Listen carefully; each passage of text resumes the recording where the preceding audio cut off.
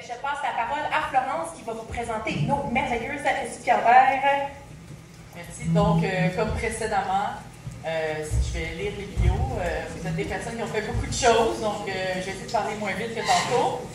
Donc, Caroline Deschênes, lesbienne, queer et féministe enflammée. Caro détient un baccalauréat en travail social et plusieurs expériences communautaires qui contribuent à forger son militantisme et à exalter sa soif de justice sociale. En 2016, elle constate l'absence d'espace lesbo-queer à Québec et décide d'organiser 2 soirées, elle et elle, avec le soutien de l'Alliance Arc-en-Ciel. Elle cofonde bénévolement le collectif Pluriel qui vise à mettre de l'avant les femmes, les personnes queer et non-binaires au travers d'événements culturels dans la ville de Québec. Depuis 2019, elle travaille dans un organisme communautaire en prévention de la violence faite aux enfants. Caro offre aussi de son temps à la fête Arc-en-Ciel de Québec en se donnant comme mission d'offrir une plus grande visibilité aux artistes émergents. Pour elle, la visibilité est un moyen de militance douce, un outil politique puissant à ne pas négliger.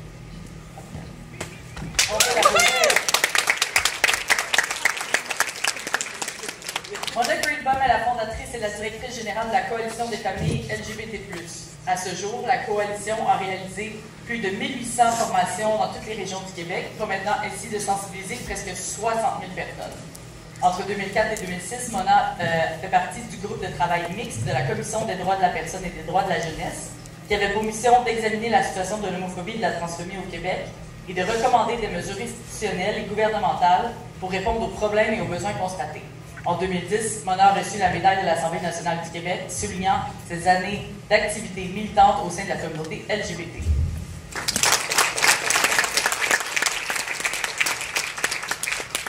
Jade Almeida, originaire de Guadeloupe, a réalisé son doctorat de sociologie sous la direction de Sirma Bilge.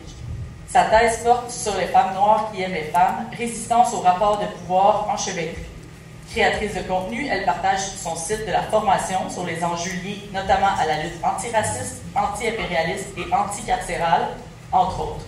Elle est également chroniqueuse dans la revue À Bâbord, co-coordinatrice du projet au Conseil québécois LGBT pour le projet pour des pratiques inclusives et cofondatrice de ARAMPEC, un organisme de défense des droits des femmes noires et personnes non-binaires noires.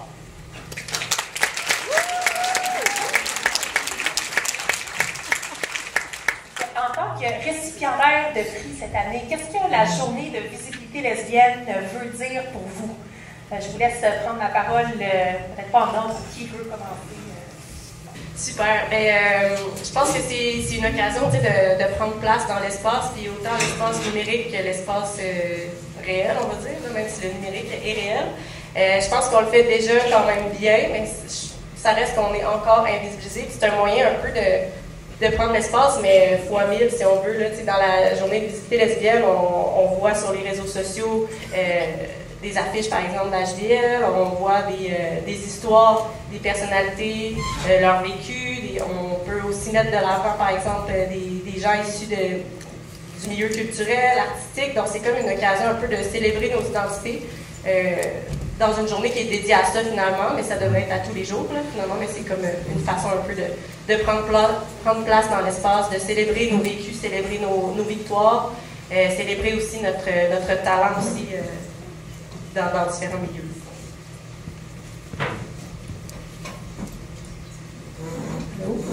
Ça marche? Oui. Mais en fait, c'était une question quand j'ai vu l'autre jour, j'étais comme visibilité, comme qu'est-ce que je vais dire sur ça? Et ma première pensée était comme Jade Adler, donc on va être comme OK. Mais en fait, comme j'ai réalisé que comme la visibilité, le manque de visibilité m'a touché toute ma vie. En fait, ça touche toutes les lesbiennes à chaque point important de nos vies. Que ce soit comme à la découverte de nos attirances. Je me souviens comme à 11 ans, être une jeune fille à Côte-Saint-Luc qui pensait que je pensais que j'étais la seule lesbienne au monde. En fait, je pense que je connaissais même pas le mot lesbienne au début. Mais comme cette nécessité d'avoir une communauté lesbienne et puis de visibiliser ça, je me souviens d'avoir comme lu le livre Our Bodies, Ourselves. Je ne sais pas si ça vous parle ou non. Oui, c'est ça, c'était incroyable comme de découvrir que des lesbiennes existent et puis elles ont une sexualité incroyable. Puis là, on tombe en amour et puis comme de pas comme être capable de montrer ça aux autres, comme dans les années, au début des années 80. Donc, cette manque de visibilité comme à nos familles, comme nos relations étaient invisibilisées. Puis ensuite, mais comme vous savez, j'ai voulu avoir des enfants. Donc, ça aussi, c'était comme une réalité invisible qui est devenue beaucoup plus visible. Comme, même en vieillissant, quand on vieillit, on a des maladies, et puis on voit que comme nos réalités restent encore invisibles, souvent dans différents domaines. On est à l'hôpital et puis on entre sur la planète patriarcat, hétéro, cisgenre. Donc, c'est ça, pour moi, c'est hyper important cette journée-là parce que on continue d'avoir besoin d'être visible. C'est ça.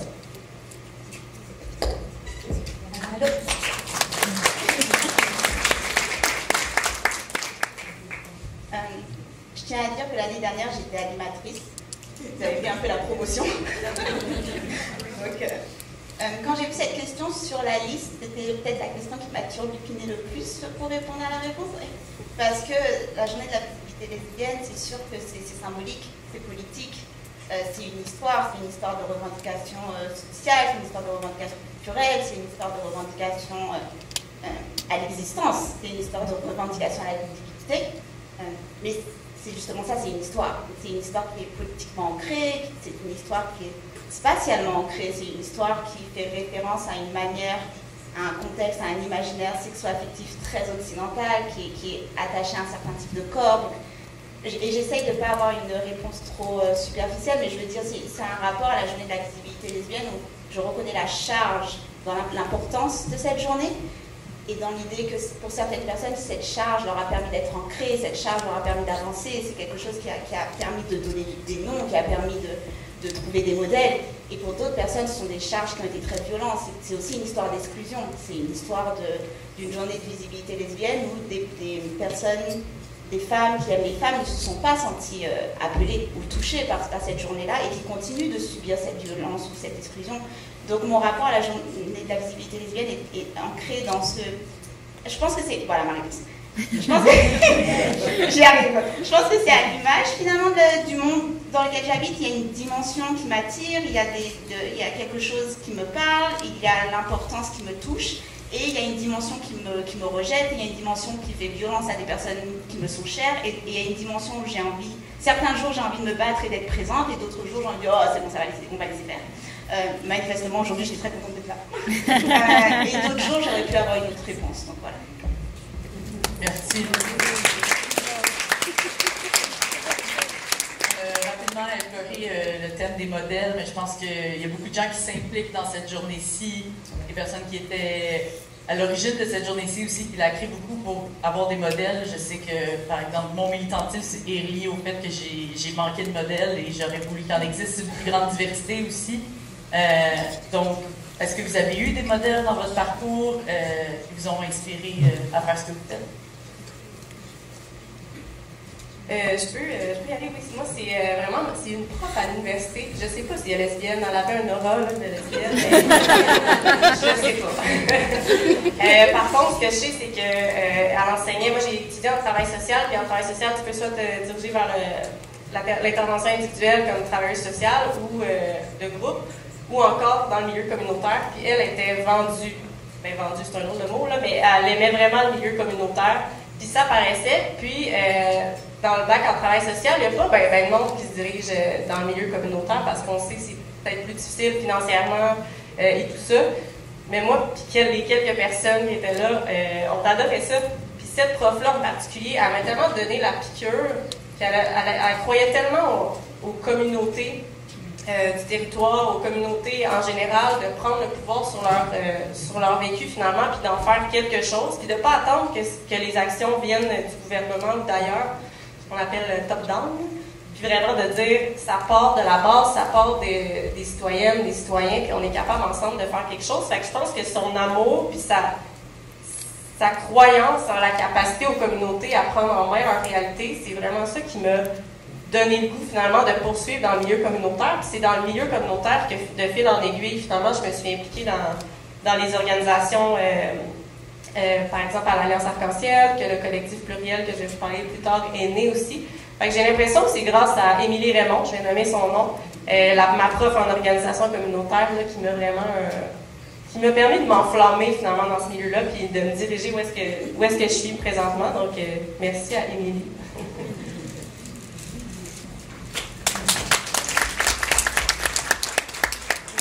Les profs sont tellement importants, hein? Les bons profs.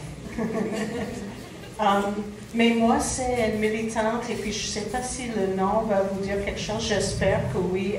Irène Demchuk. Oui. On voit comme tous les cheveux gris. Mais oui, c'est tellement important pour moi, c'est comme pour moi la meilleure stratégiste que j'ai jamais vue. Puis j'ai eu la grande opportunité de travailler avec elle autour de 2000, 2001, 2002 pour la réforme du droit familial avec la reconnaissance des familles homoparentales. C'est une personne qui m'a appris l'importance de travailler en partenariat, donc en partenariat avec la société civile, avec d'autres organismes communautaires aussi. Aussi comme une stratégie ou comme une façon de voir les choses que j'ai continué à voir dans les prochaines 25 ans, vraiment de regarder comment on peut changer les institutions, comment on peut travailler au niveau législatif, mais aussi devant les tribunaux. Donc j'ai toujours cette façon de voir les choses, cette stratégie comme institutions, tribunaux, politiciens, gouvernement, qu'on applique à toutes sortes de choses de différentes façons. J'ai aussi comme un autre modèle, mais c'est pas une femme lesbienne, mais c'est une prof aussi. C'est Danielle Julien, qui elle est maintenant à la retraite, mais elle a été la vice-rectrice de UQAM pendant plusieurs années.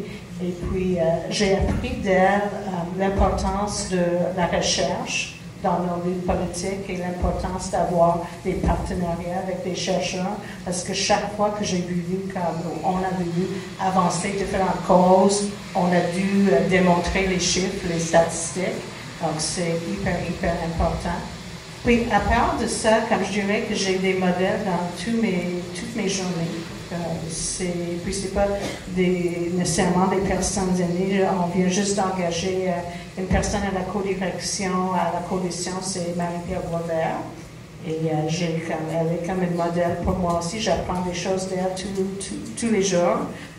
Avec tellement de personnes avec qui je travaille, comme Jade, d'autres personnes au conseil, des personnes dans mon organisme. C'est que j'ai plein de modèles.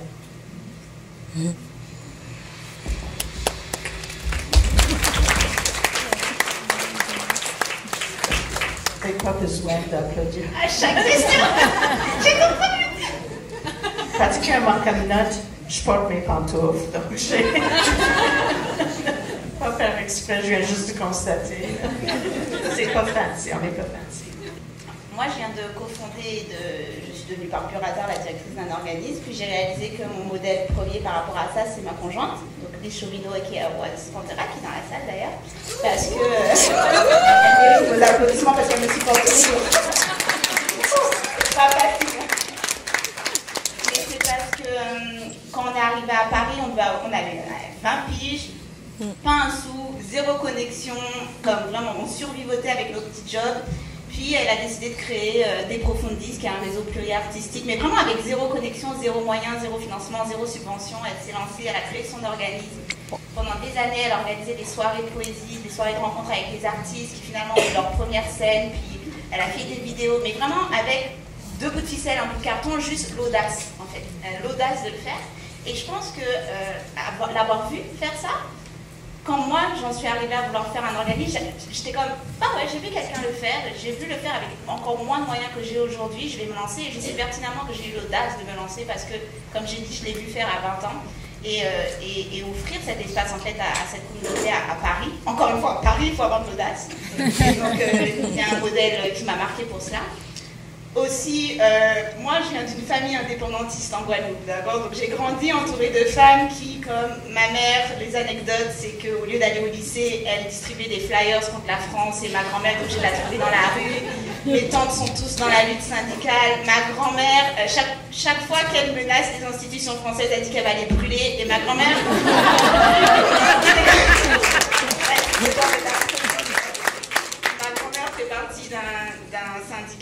historiquement fait partie d'un syndicat qui a historiquement brûlé pas mal d'institutions. Je ne dis pas qu'il y a une corrélation. Je ne dis pas forcément que ma grand-mère a mis les feux, mais en tout cas, il y a quelque chose. Et donc voilà, j'ai grandi dans cette famille-là. Je ne dis pas que lorsque je suis sortie de l'Orgéron, j'étais déjà en mode on y va militer, parce que non, j'ai eu cette phase, je vais être contre ma famille, à fond méritocratie. Jade à 17 ans, c'est pas trop ça. Mais quand, petit à petit, ça y est, quand la rage de l'injustice commence à vous prendre, j'ai réalisé, j'étais entourée de femmes qui m'ont appris le droit à revendiquer que non, j'ai le droit à une vie digne, j'ai le droit de vous envoyer chier et j'ai le droit de brûler l'État si j'en ai besoin. Et donc, le fait sachant qu'il y a des gens qui sont en train de filmer, il faudrait peut-être que j'arrête de dire ça, mais je pense que ça a modelé mon imaginaire. Parce que du coup, quand est venu le moment de me mettre en action, j'avais déjà toutes les autorisations autour de moi et le support pour ça, et j'ai pu, on va dire, sauter de part plus facilement. On va continuer. C'est magnifique la diversité de modèles que vous évoquez, qui sont autant des personnes, pas seulement dans le passé, mais dans votre présent aussi. Je serais curieuse de vous entendre sur, vous avez toutes lutté à votre façon pour créer des espaces alternatifs, que ce soit des espaces alors qu'il n'en existait pas dans la ville, dans l'espace familial qui était très hostile aux familles lesbo-parentales, sur l'espace médiatique en créant des ressources de vulgarisation et d'information qui n'existaient pas et qui n'étaient pas accessibles. Donc je serais curieuse de vous entendre davantage sur les obstacles que vous avez rencontrés dans puis les réussites aussi que vous avez rencontrées dans cette transformation.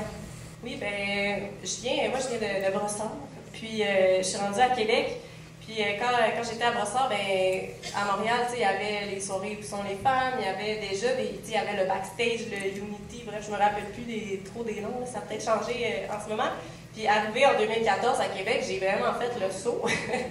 À Québec, c'est le drag, le Saint-Matthews, puis c'est pas mal ça, les espaces lesbo-queer.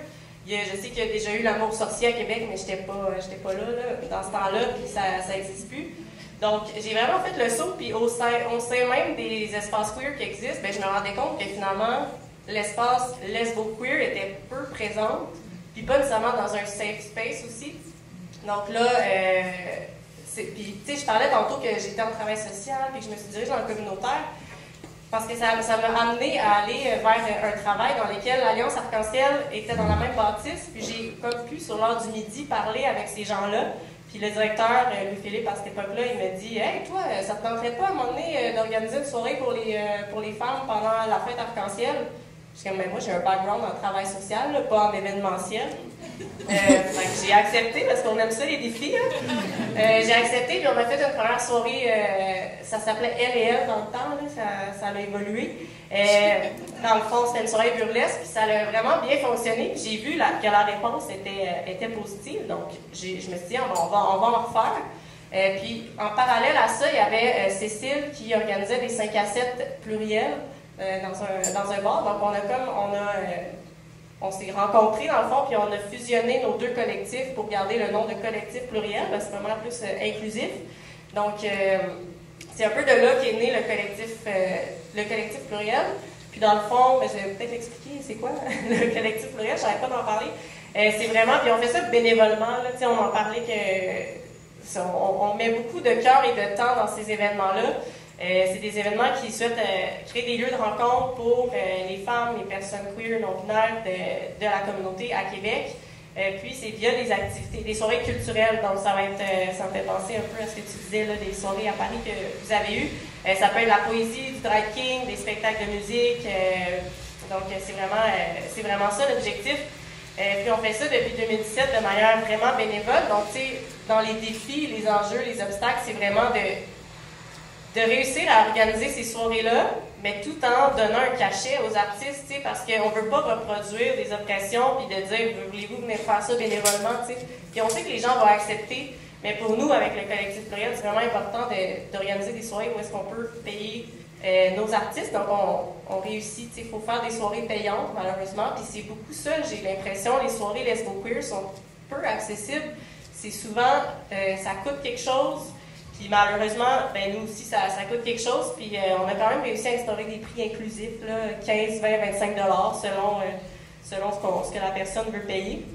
Donc c'est un des défis, je pense, dans ça, avec le collectif Pluriel, c'est vraiment de créer des lieux qui sont accessibles et durables, finalement, dans le temps, parce que ces lieux-là finissent par disparaître, j'ai l'impression, c'est triste à dire, mais comment maintenir ces lieux-là vivants et durables, je pense que c'est un défi d'envergure. La question était obstacles et des espaces. Oui, à la création d'espaces ou de lutter dans les espaces hétéronormatifs. OK, oui, mais on a eu beaucoup, c'est sûr, à travers les années, juste comme d'être reconnu en général, d'avoir accès à la parentalité en général, on n'avait pas accès à l'adoption, aux pays de fertilité. Nos familles n'étaient pas légalement reconnues et puis on était invisibles. Donc, il y avait beaucoup de barrières. On était aussi invisibles dans les écoles de nos enfants. Et puis ça, comme je considère vraiment une grande réussite, qu'on est beaucoup plus visibles maintenant qu'on était. Je me souviens que quand mes enfants étaient jeunes, il n'y avait pas de livre en français sur les familles homoparentales, lesboparentales. Donc, on a créé le livre et puis aujourd'hui, il y a vraiment des centaines, c'est pas des milliers, mais beaucoup, même juste en français, il y a beaucoup. Puis, moi, je trouve ça, je ne sais pas comme si ça répond aux questions, mais je trouve qu'on commence vraiment à être dans les espaces. Comme par exemple, les écoles, il n'y a pas une école au Québec où, je crois, où il n'y a pas comme des familles lesboparentales, on est partout, on est connus, comme avant on était tellement pas connus du tout, là c'est la norme. Puis je pense à mon organisme quand on fait la cabane à sucre, qui est probablement un des espaces les plus hétéro-cis-normatifs qu'on peut imaginer. Et puis, on envahit l'espace, on met nos affiches sur les toilettes pour faire des toilettes non genrées. Puis, on est là et puis on a le look d'être comme toutes les autres familles. Puis, c'est intéressant de voir les gens qui entrent et puis ils sont comme... Soudainement, ils réalisent que, oh, il y a quelque chose de différent ici. Donc, on est là, on est beaucoup plus, on intègre les espaces plus communs et quotidiens. Moi, je trouve ça extraordinaire de voir la multitude de stratégies qui se déploient et la multitude de résistances et de résilience qui se déploient pour créer, divertir et occuper les espaces. Et parfois, c'est aussi des stratégies de pouvoir maîtriser l'image que l'on renvoie quand on est dans ces espaces. C'est-à-dire que malheureusement, parfois, le simple fait d'être dans un espace, et parfois un espace dans lequel on vit énormément de violence, où on a eu énormément de mal à avoir accès, donne l'impression que l'espace est inclusif juste de notre présence, alors qu'en fait ce n'est pas le cas. Mais notre présence est récupérée, donc il y a aussi toutes les stratégies qui sont développées pour pouvoir ne pas servir finalement de victoire ou de preuve soi-disant d'inclusivité pour un espace qui ne l'est pas encore. Je dirais qu'en termes de barrières, bon c'est sûr on ne va pas se lancer dans le financement, mais souvent je trouve que c'est la difficulté de les maintenir. L'élan créatif est là. Mais maintenir, c'est souvent là, faire en sorte qu'il y ait une durabilité dans le temps. C'est pour ça que je trouve extraordinaire d'avoir Mona sur le panel, parce que pour moi, c'est aussi un modèle de pouvoir être... Oh non, on peut survivre à ce milieu, en fait, assez longtemps. Donc, merci pour ça. Oui. Du coup, c'est ça, il y a tellement de... Pour moi, c'est surtout l'enjeu de réussir à nous maintenir dans ces espaces, ou à maintenir ces espaces en vie, de maintenir aussi cette transmission, parce que très souvent il y a une coupure générationnelle, la génération précédente crée quelque chose, et la génération suivante est obligée de recommencer, et la génération suivante est obligée de recommencer, parce que, encore une fois, il y a des coupures et des violences étatiques et structurelles. Je me suis lancée dans toute la liste de problématiques, donc attendez, mais dans ce concret, après quand tu parlais de différentes, il y a dans les médias, ça fait partie des stratégies. Moi par exemple, j'enseigne dans différentes universités, j'enseigne à l'UQAM, j'enseigne à l'UDM, j'enseigne à Concordia. Puis ma manière à moi de faire un doigt d'honneur à l'université de l'UQAM, l'UDM et Concordia, c'est de prendre mes cours et de les rendre gratuits en ligne. Donc ça veut dire que les gens qui ne peuvent pas payer, voilà. C'est aussi une manière de ne pas me faire avoir par la tour d'ivoire, c'est-à-dire je me fais payer et puis après du coup, hop, sur YouTube. Et j'ai aussi une politique de porte ouverte, donc ça veut dire si vous n'avez pas les moyens d'être étudiant à l'UQAM, vous pouvez juste venir vous asseoir dans mon cours. Et je pense que ça fait partie de stratégies qu'on fait aussi, je ne vais pas changer l'université à moi toute seule, mais au moins je fais ma petite part. Je pense qu'il y a une responsabilité en fait. Si on occupe un espace, on doit faire quelque chose pour changer cet espace, ou le rendre plus inclusif, ou le détruire de l'intérieur, ou divertir les ressources. Ça peut être la plus petite stratégie qui soit, mais juste chercher quelque chose à faire parce qu'on a toujours une agentivité. Donc ça c'était pour en ligne. Et puis à Arenbec, on organise toutes nos activités gratuitement. Donc ça c'est quelque chose pour lequel on paye, mais c'était une chose parce que notre public cible, c'est les femmes noires, personnes non binaires noires. On le sait au niveau des revenus, c'est les populations parmi les surreprésentées dans les populations de pauvreté. Donc, on voulait être sûr de créer des espaces qui soient accessibles et qui n'aient pas cette barrière de financement. Et donc, on est majoritairement femmes noires, queer, personnes non binaires, queer, lesbiennes. Et lorsqu'on crée ces espaces, par exemple, on a fait une journée Black Family Gathering. Et donc on a fait une journée Black Family Gathering, une journée de rassemblement des familles noires, avec une compréhension de qu'est-ce qu'on entend par famille le plus queer possible. Et on a eu du monde, et j'en étais très fière, mais on a dû occuper un espace qui était à Concordia, parce que c'était gratuit. Et puis l'espace qui est très beau, l'espace qu'on avait à Concordia est vitré, donc on peut nous voir de l'extérieur. Puis vous voyez une salle entière de personnes noires avec de la nourriture, c'est décoré, il y a des enfants qui courent partout, parce que les enfants étaient c'était un espace pour les familles. Et j'ai bien vu qu'il y avait des personnes qui regardaient, qui se demandaient, ok, qu'est-ce qui se passe là? Et puis, il y en a qui sont rentrés, ils se sont dit juste, ah, ça a l'air cool, ça a l'air chill. Ils sont venus nous voir. Et je pense que c'est ça aussi, quand on crée des espaces, parfois c'est des espaces qui sont un peu temporaires, ça va être juste quelques heures. Mais parfois, juste quelques heures suffit à créer un espace en soi. Et à nous soulager un petit peu, et puis on recommence à vivre par la suite. Ma réponse est partie dans tous les sens. Mais on est arrivé au bout du truc. Mais c'est tellement inspirant de vous écouter. Je pense que la JVL, ça a été ça beaucoup à travers les années. C'est un peu d'apprendre. Vous avez tellement d'expérience à travers les années. Les récipiendaires ont inspiré beaucoup de gens à peut-être vouloir plus s'impliquer, démarrer aussi des initiatives. Je pense que c'est ça aussi de pouvoir partager ça puis d'encourager d'autres gens à s'impliquer. Est-ce que je peux ajouter quelque chose? Oui, vas-y. Mais c'est juste quelque chose en réaction à ce que tu as dit en termes de les différentes générations et puis parfois comme le manque de transmission. Puis je trouve ça très intéressant en vous regardant. Peut-être c'est ma perception, mais je vois comme des cheveux gris comme les miens et puis je vois des très jeunes femmes. Puis on a tellement une opportunité ici de créer un espace, créer des échanges aussi. Donc, cool. Vraiment. Dans cette perspective d'échange-là, j'aimerais avoir votre input là-dessus.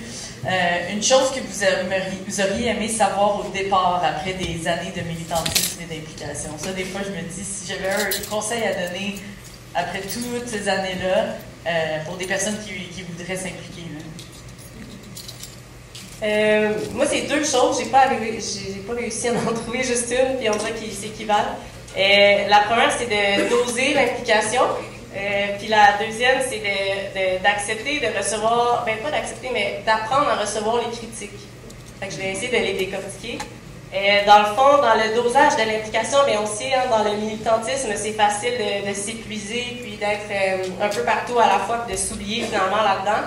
Puis justement, ça m'est presque arrivé avec le collectif pluriel, la fête arc-en-ciel. J'étais dans un autre collectif féministe aussi, en plus des luttes, par exemple des manifestations pour l'environnement ou quoi que ce soit, qu'on veut être un peu partout à la fois. À un moment donné, ça devient drainant aussi d'être tout le temps enflammé, d'être tout le temps en colère, ça devient vraiment épuisant.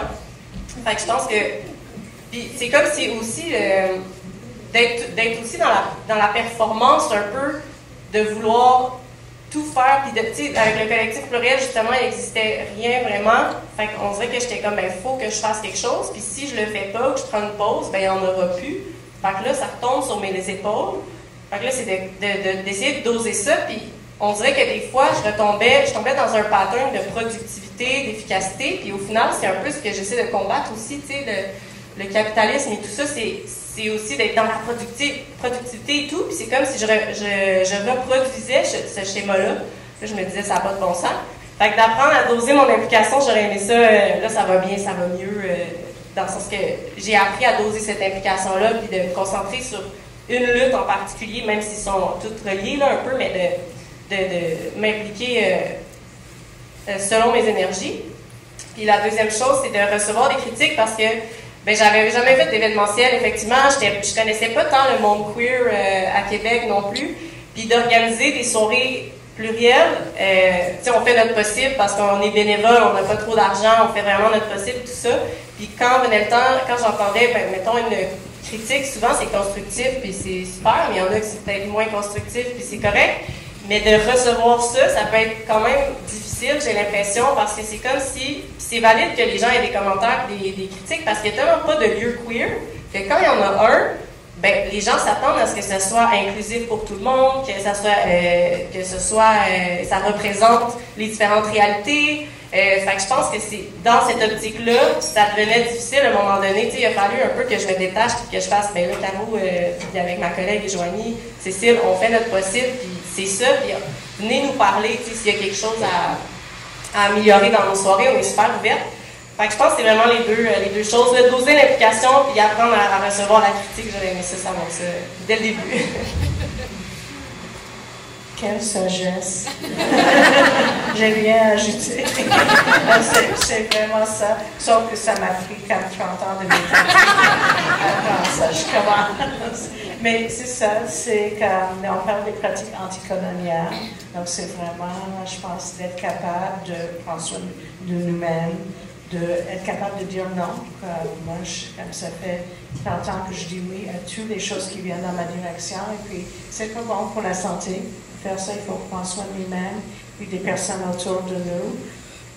Je veux dire que la grande surprise pour moi dans la communauté, c'était qu'avant, j'étais biochimiste. Puis j'ai lâché un doctorat parce que j'ai vu les femmes chercheuses autour de moi qui étaient toujours à la recherche d'argent. Donc, j'ai pensé, OK, je vais aller dans la communautaire. Oups, exact. Oui. Ça, c'est la même chose. Mais c'est ça, c'est de doser. Et puis aussi, comme tes commentaires sur la critique, c'est d'être capable de assimiler les commentaires. Puis aussi moi je me dis parfois parce que quand on peut faire entre nous aussi, pas toujours gentil. Donc, c'est aussi d'avoir en tête que, je ne sais pas comment dire ça en français, but the criticism is only as good as the critic. Donc, ça c'est une autre chose. Mais en même temps, de comprendre qu'il y a beaucoup d'attentes dans notre communauté et c'est à cause qu'on a des besoins, donc c'est normal.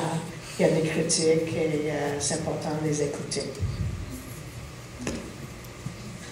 Dose, il faut doser. C'est vraiment j'aurais aimé qu'on me dise ça vraiment très très vite et très très tôt, de doser. Et je pense aussi que c'est venu avec peut-être un deuil à faire, qui était que, et c'est très récemment que je me suis fait la réflexion, et je me suis dit, il va falloir que je sois OK, que je ne dirai pas de mon vivant le monde pour lequel je lutte.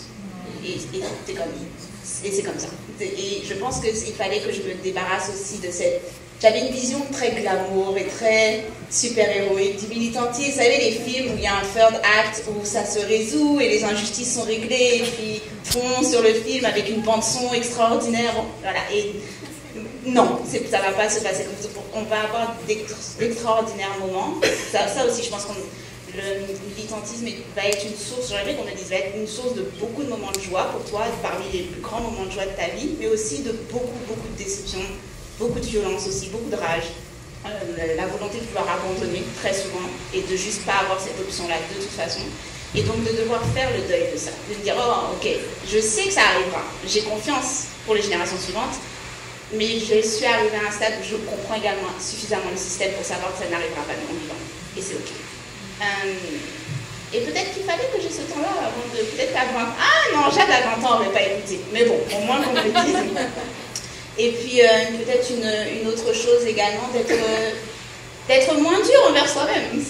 Oui, c'est sûr, on va apprendre, on essaye, on a des grandes convictions, pouvoir aussi dire on va faire des erreurs, on va se relever, on va faire mieux après, on va faire des erreurs, on va être call-out, on va être critiqué, on va s'améliorer petit à petit.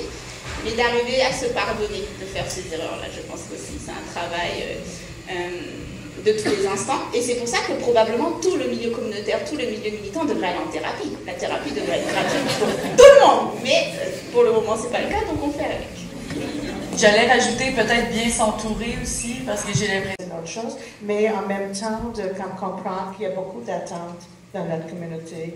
Et c'est à cause qu'on a des besoins, donc c'est normal qu'il y a des critiques et c'est important de les écouter.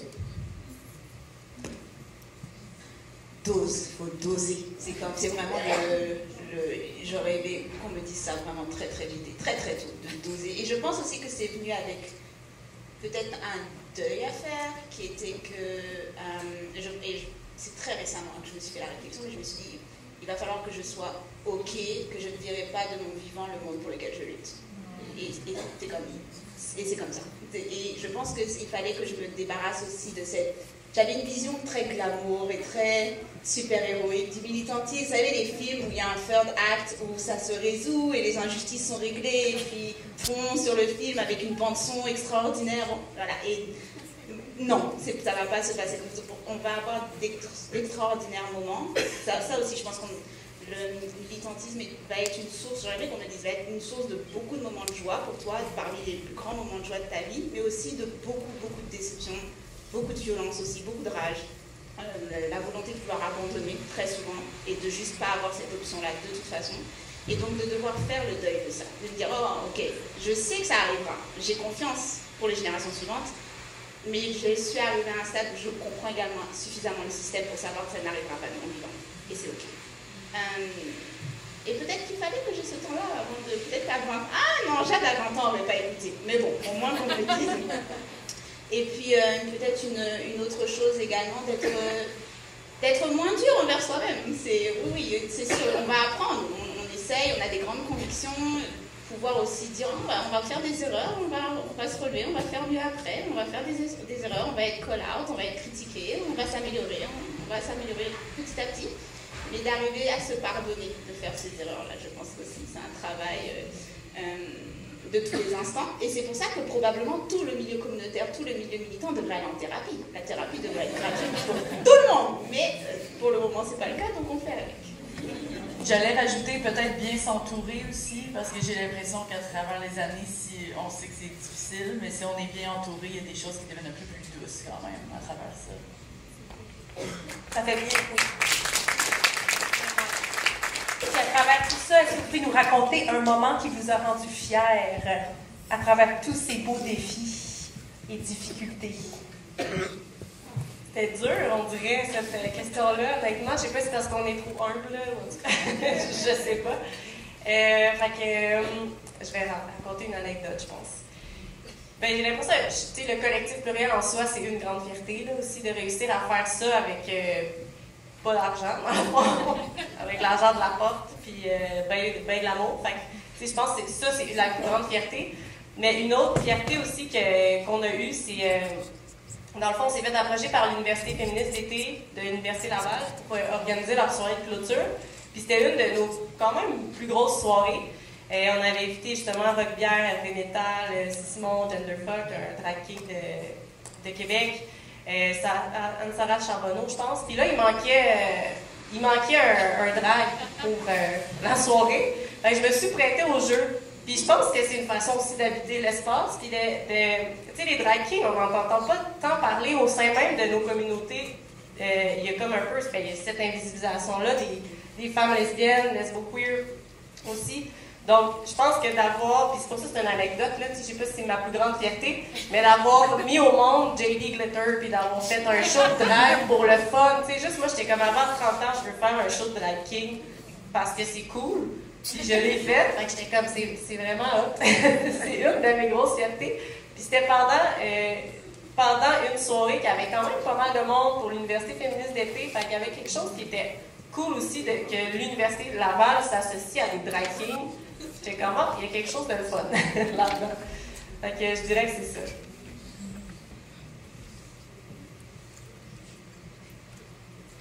C'est difficile à suivre, ça. J'ai jamais été drag king. Je suis jalouse. Oui, c'est ça, c'est ça. Oui, oui. Mais beaucoup de choses à travers les années. C'est sûr que comme la chose classique que j'aurais pu dire, c'est que toute la reconnaissance de nos familles légales, et puis d'être à l'Assemblée nationale avec nos enfants, et puis voir le vote. On était comme au salon bleu, et puis on a voir les députés votant en faveur de nos familles. Mais je pense que, oui, c'est sûr, mais je pense que c'est aujourd'hui aussi, où on est rendu avec les familles, c'est pas comme... On est beaucoup plus loin maintenant, on parle des familles pluriparentales, des familles polyparentales, des familles amies parentales.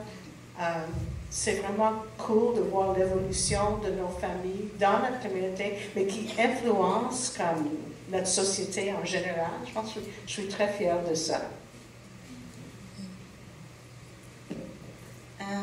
Du coup, l'événement qu'on a fait pour les familles noires, j'en étais très très fière de voir les enfants courir, s'amuser, aller au micro, parce que très souvent on organise des événements qui sont centrés autour des violences et des traumas pour échanger. Et puis là, c'était un événement juste autour de la joie et d'être ensemble et de voir les gens venir un samedi, réseauter, manger, rigoler, faire de l'art. C'était vraiment un moment dont j'étais très très fière.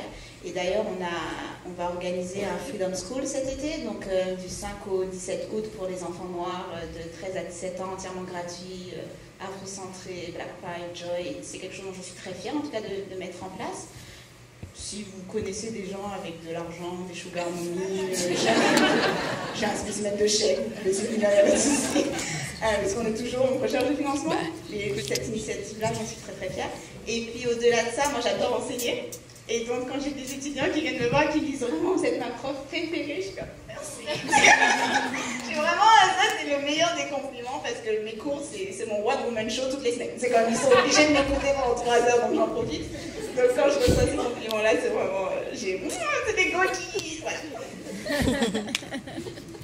Pour conclure, on voulait un peu un message d'espoir.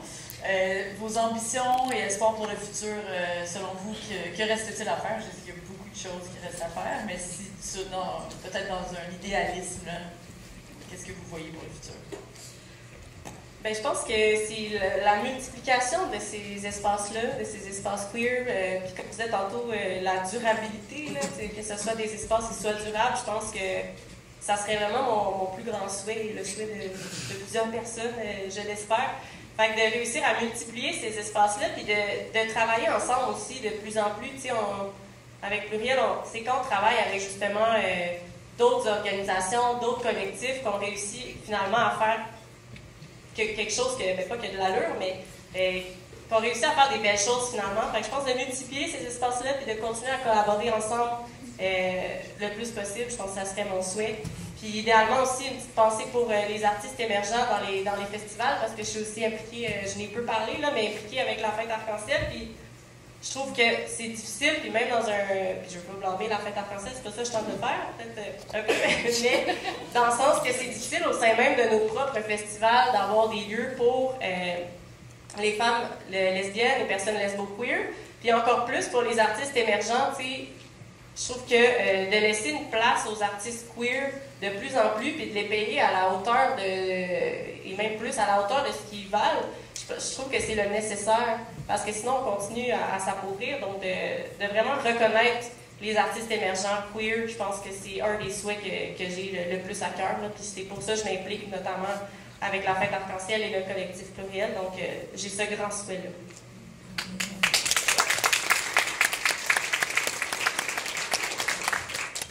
Est-ce que tu comptes finir sur quelque chose de positif? Oui. Donc, je fais négatif. C'est ce qu'on appelle le shit sandwich.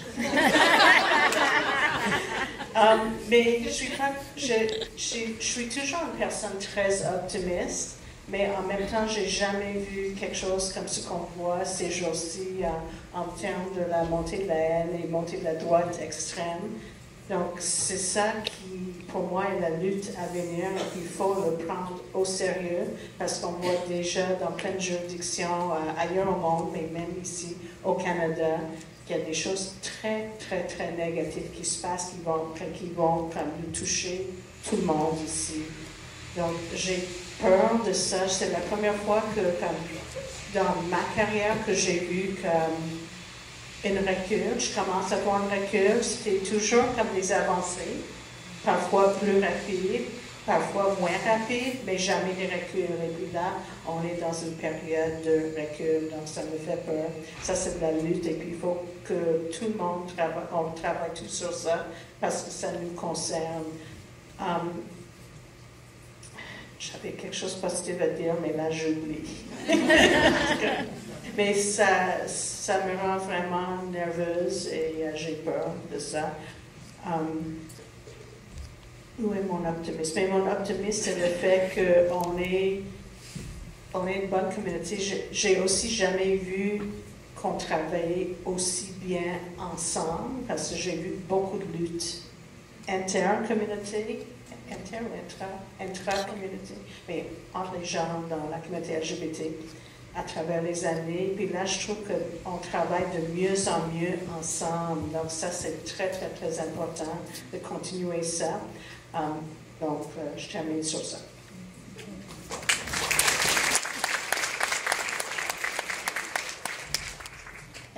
Moi, mes collègues vont dire, c'est reparti. Parce que c'est quelque chose que je répète constamment, mais il nous faut un mouvement de masse. Il nous faut un mouvement de masse critique. We need to show up. En ce moment, alors, bon,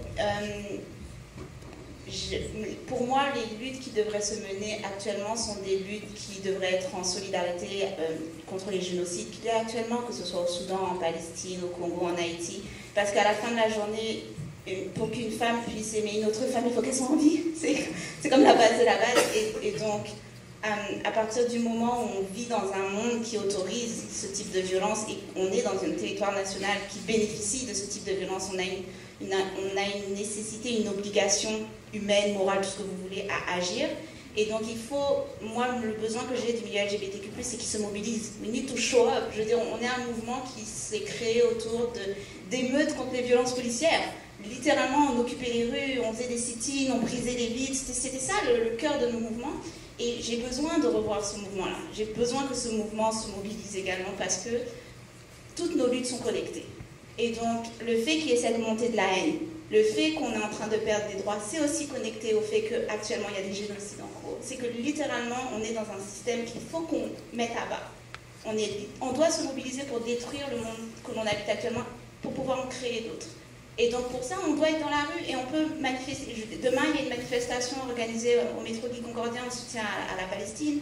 En ce moment, les universités de Concordia et Mekil sont en train de mettre en place les camps de soutien des étudiants. Vous avez le collectif Soudan Collectif qui, sur Instagram, qui fait des appels aux dons.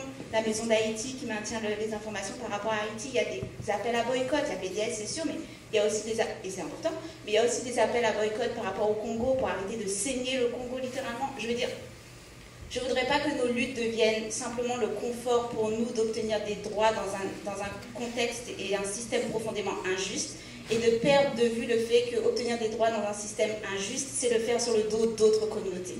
Et donc il faut qu'on détruise ce système.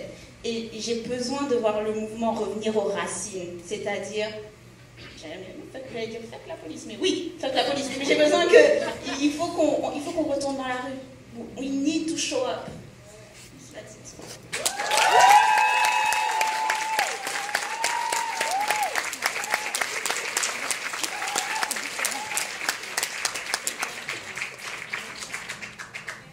Ces mots puissants qu'on ne peut dépasser, on prendrait bien une question du public.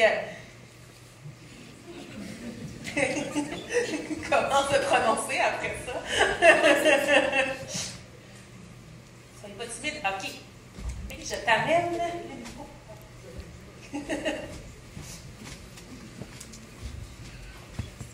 Jeanne, j'ai une question pour toi. Je m'excuse. Tu as dit que tu verrais pas de ton vivant le monde dans lequel tu rêves, ça m'a fait pleurer. Comment tu deals avec ça? Comment tu poursuis ton militantisme avec ça en tête?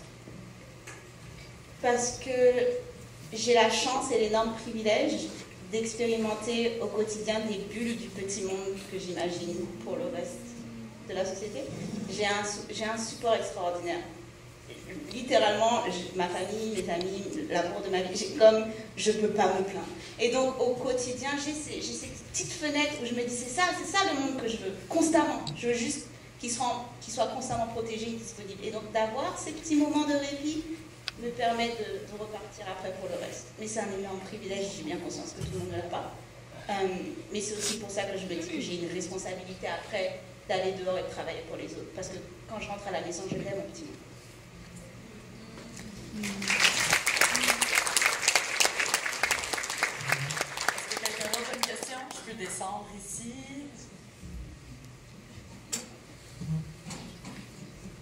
Oui.